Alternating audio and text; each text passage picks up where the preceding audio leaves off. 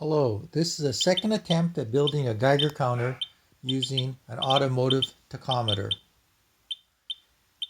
There is a linear to log converter using switch capacitors and a CD4066.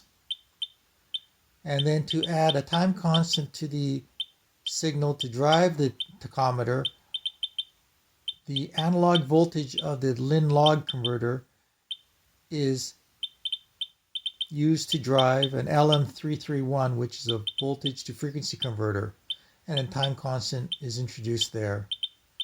The backlight for the tachometer can be used to indicate hits, or it can be switched to constant on,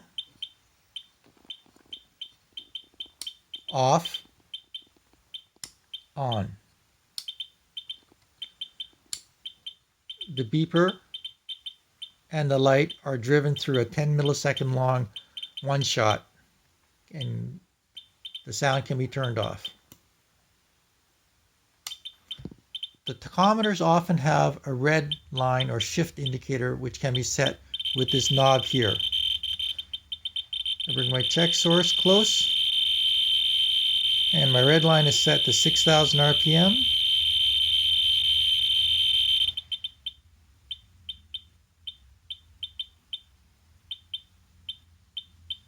Thank you.